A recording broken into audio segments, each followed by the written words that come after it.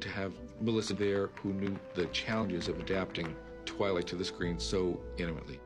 It's not too late to change your mind. Why, are you having second thoughts? I've been waiting a century to marry you, Miss Swan.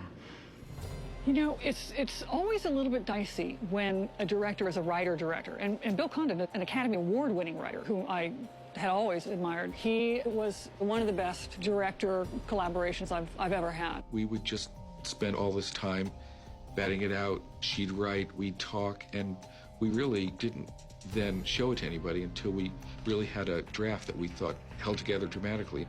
He knew how to get to the heart of the story. Melissa knows this world. She knows the voices of these characters. You know, it was great. I really loved it because it was just a very easy and good collaboration.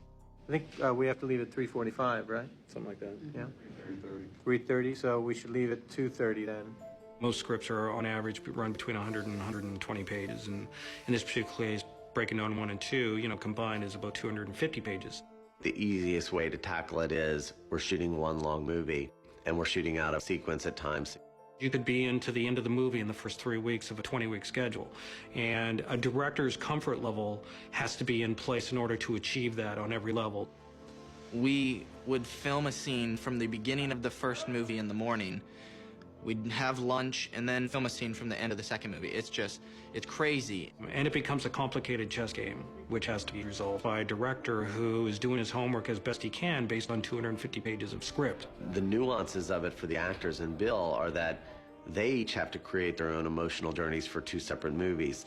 If you're shooting part one, you gotta completely ignore anything that you've already done in part two because it hasn't happened yet. It was all about prepping my script and everything. I've got Post-it notes and sticky notes and different color markers, and I can look back and pull a tab and it says, this is what's happened, this is what happens after, and this is what's happening now.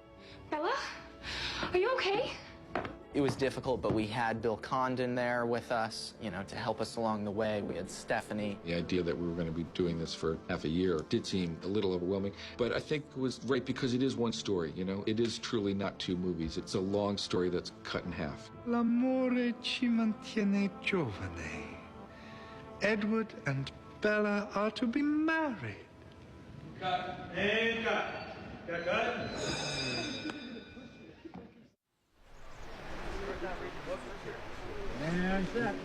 And background.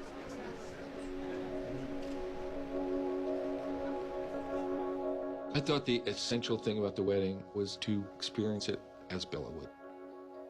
This section of the film is not told in the same shorthand that most movies are made in these days.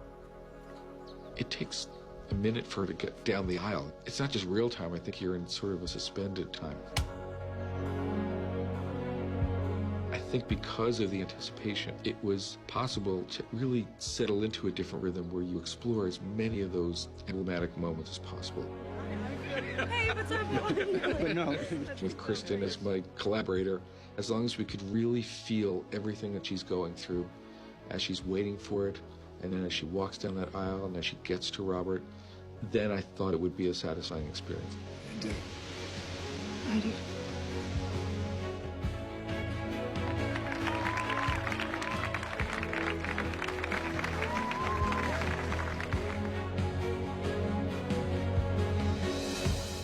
The wedding, it just felt so real.